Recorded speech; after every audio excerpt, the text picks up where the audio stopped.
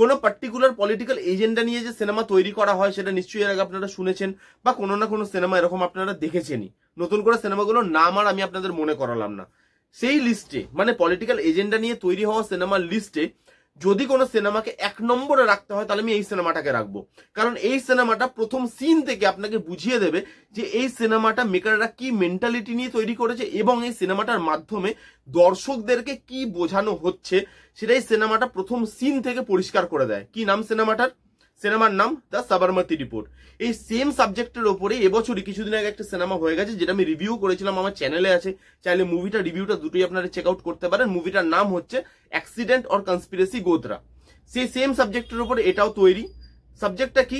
গুজরাটের গোধরায় সাবরমতি এক্সপ্রেসে যে আগুন লেগে গেছিল, মানে লেগে গেছিল বা লাগানো হয়েছিল, এই ঘটনাটা অ্যাকচুয়ালি এত বড় ঘটনা, কারণ এই মর্মান্তিক ঘটনায় এত মানুষের প্রাণ গেছে ভারতবর্ষের জন্য। এই ঘটনাটা একটা কলঙ্কের মতো, এবং এই ঘটনাটা এত বড় ঘটনা, কেউ জানে না এই ঘটনাটা, এরকম মানুষ বোধহয় আপনি পাবেন না। তো ঘটনাটা কি সেটা তো আপনি জানেন, লেগেছিল না লাগানো হয়েছিল, সেটা নতুন করে আমাকে আর বলতে হবে না। সেই সেম ঘটনার উপরে এই মুভিটাও বেসড। এবার খালি এখানে দেখানো কি হচ্ছে, এই ঘটনাটা একটা রিপোর্টারের পার্সপেক্টিভ থেকে দেখানো হচ্ছে, যে একটা নিউজ এজেন্সি কিভাবে ঘটনাটাকে চাপতে চাইছে, এবং একজন রিপোর্টার, যে রিপোর্টার হিসেবে ঠিকঠাক মতো স্ট্যাবলিশড হয়নি এখনো, সেই ঘটনাটাকে কিভাবে সবার সামনে তুলে আনতে চাইছে এবং সবাইকে সত্যিটা জানাতে চাইছে, এইটা নিয়েই এই গোটা সিনেমাটা তৈরি করা হয়েছে। এবার যদি সিনেমার পজিটিভ দিক আর নেগেটিভ দিক নিয়ে আলোচনা করি, তার আগে একটা জিনিস আমি বলি আপনাদেরকে। দেখলাম যে ইউটিউবে এটা নিয়ে খুব যে রিভিউ আছে বা অনেক লোক যেটা নিয়ে রিভিউ করেছে তা কিন্তু নয়। এবার মুভিটা দেখার পর সেটা কেন হয়েছে এটা আমি বুঝতে পারলাম, যে এই মুভিটা নিয়ে রিভিউ করার পর হয়তো ভেবেছে তারা যে এই মুভিটা নিয়ে যদি আমি রিভিউ করি আমাকে সত্যি কথাগুলো বলতে হবে, যে মুভিটাতে কি দেখিয়েছে বা কি দেখায়নি, কি মিথ্যে কথা বলা হয়েছে, কি সত্যি কথা বলা হয়েছে, সেগুলো আমাকে বলতে হবে।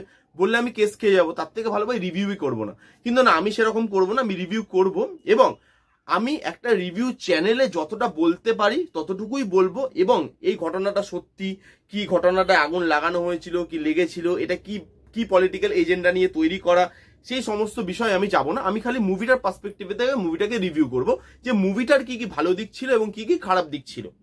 কিন্তু হ্যাঁ, এই মুভিটা কি হিসাবে তৈরি ওটা বাইরের কাউকে আপনাকে বলেও দিতে হবে না। আপনি যদি একটু পলিটিক্যাল জিনিসপত্র নিয়ে ঘাটাঘাটি করেন, মুভিটা শুরু করবেন, 15 মিনিট 20 মিনিট দেখবেন, আপনি বুঝে যাবেন মুভিটা আপনাকে কি দেখানো হচ্ছে বা কি খাওয়ানো হচ্ছে মুভিটার মাধ্যমে, হোয়াট এভার ইট ইজ। এবার আমি আসবো মুভিটার রিভিউতে। প্রথমে পজিটিভ দিকগুলো নিয়ে কথা বলি। এখানে প্রথম যে পজিটিভ দিকটা নিয়ে কথা বলতে, সেটা হচ্ছে পারফরমেন্সেস। বিক্রান্ত মাসে আছে লিড রোলে।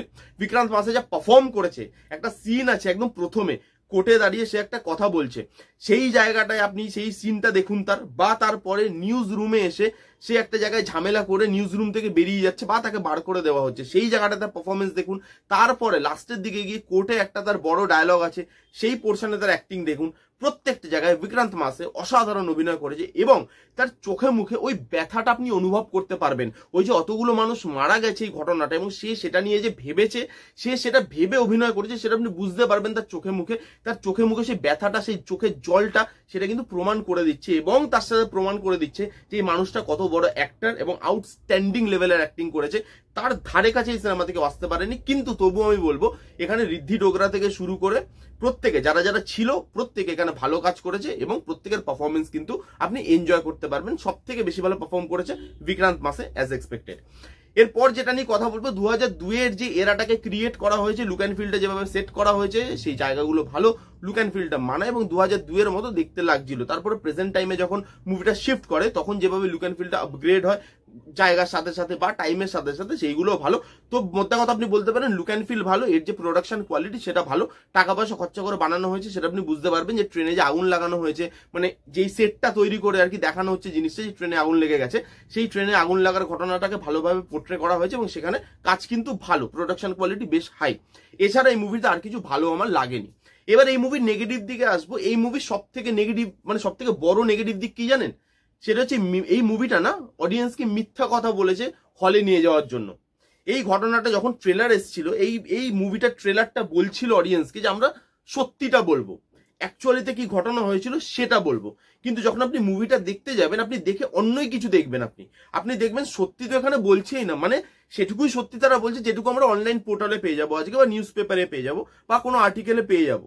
খুঁজলে, কারণ বললাম ঘটনাটা এত বড়, এটা নিয়ে এত নিউজ হয়েছে, এত লেখালেখি হয়েছে, এত ম্যাগাজিনে এত কিছুতে বেরিয়েছিল মুভিটা, এই মানে ঘটনাটা, সেই ঘটনাটা নিয়ে সবকিছু সত্যি বাইরে অলরেডি আছে।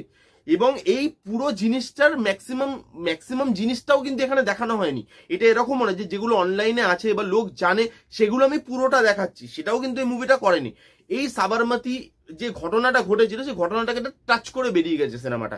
এবং এটার মেনলি ফোকাস ছিল এই টাইমে রিপোর্টারদের কি স্ট্যান্ড ছিল, রিপোর্টাররা কিভাবে দাবানোর চেষ্টা করেছিল, পলিটিক্যাল পার্টি জিনিসপত্র যেগুলো বললাম, ওই এজেন্ডা, ওই জিনিসপত্রগুলো কিভাবে হয়েছে, এইগুলো মেনলি ফোকাস ছিল, নাকি ঘটনাটাকে বেস করে, বাট ঘটনাটাকে জাস্ট একটা ছোট্ট জায়গা দিয়ে বাকি জিনিসগুলো এই পুরো মুভিটা দেখিয়েছে। তাহলে এই মুভির ট্রেলারে বলার কি দরকার ছিল যে আমরা সত্যিটাকে দেখাতে চাইছি, মানুষ যেটা জানে না সেটাকে দেখাতে চাইছি, সেরকম কিন্তু আপনি এখানে কিচ্ছু পাবেন না। এবং এই মিথ্যে কথাটাতেই আমার প্রবলেম আছে। আপনি যদি পলিটিক্যাল এজেন্ডা নিয়ে কোনো সিনেমা তৈরি করেন তাহলে সেটা বলুন, লোক হলে গিয়ে দেখতে পাচ্ছে যে আপনি অন্যই কিছু দেখাচ্ছেন। লোক এমন একটা ভেবেছিল হলে যাওয়ার আগে যে আমরা আলাদা কিছু দেখতে পাবো যেটা আমরা জানি না, যেটা কোথাও লেখা নেই, যেটা কোনো বইতে ছাপা নেই, বা যেটা নিয়ে সিনেমা হয়নি, সেরকম কিছু আমরা দেখতে পাবো। বাট যখন আপনি সিনেমাটা দেখতে যাচ্ছেন, দেখছেন যে সেই ঘটনাটার বিষয় তো মাত্র 20-30% আপনাকে বলছে, তাও সেগুলো জানা বিষয়, এরকম না যে জানি না আমরা। সেই জানা বিষয়গুলোর মধ্যেও কাটছাট করে যেটুকু তাদের মনে হয়েছে যেটুকু রাখবো সেটুকু তারা রেখেছে। বাকি পুরো ওই ইংলিশ ল্যাঙ্গুয়েজ যে সব জায়গায় ডমিনেট করছে, হিন্দি ল্যাঙ্গুয়েজের মানে লোকেরা কাজের ক্ষেত্রে কতটা তাদের প্রবলেম হয়, এই যে নিউজ রিপোর্টাররা তারা কিভাবে নিউজকে ম্যানিপুলেট করে, নিউজ রিপোর্টারদের ওপরে, বা আমাদের ভারতবর্ষের চতুর্থ যে স্তম্ভ নিউজ, সেই নিউজ রিপোর্টাররা কিভাবে ম্যানিপুলেট হয়, তারা একটা সত্যিকে কিভাবে চাপা দেয়, এই জিনিসপত্রগুলো যেভাবে দেখানো হয়েছে এখানে, খালি সেগুলোই দেখানো হয়েছে। এবং প্রবলেমটা এটাই। তাহলে ঘটনাটাকে সামনে রেখে মানুষকে ক্যাটার করা বা অডিয়েন্সকে ক্যাটার করার কি মানে ছিল, সেটা আমার মাথায় ঢোকেনি। এই মুভিটা যেভাবে তৈরি হয়েছে, যা করা হয়েছে, এই মুভিটাতে আপনি দেখলে বুঝে যাবেন যেটা কি মেন্টালিটি নিয়ে বানানো। আমি বারবার একটাই কথা বলছি, আর এই মুভিটা নিয়ে বেশি কিছু আমার বলার নেই। পারফরমেন্স যদি আপনি দেখতে চান ভালো দেখতে পারেন, লুক অ্যান্ড ফিল যদি ভালো দেখতে চান দেখতে পারেন। এছাড়া এই মুভি থেকে আপনি আলাদা কিছু পাবেন, নতুন কিছু ইনফরমেশন পাবেন, বা অজানা কিছু পাবেন, সেটা কিন্তু হবে না। এই মুভিটা দেখার পর অন্য কিছু হতে পারে, হোয়াট এভার ইট ইজ। যাই হোক, এই ছিল রিভিউ সাবরমতি রিপোর্টে। যারা দেখেছেন কমেন্ট করে জানান, যারা দেখেননি গিয়ে দেখে ফেলুন। কেমন লাগলো রিভিউটা জানাতে ভুলবেন না।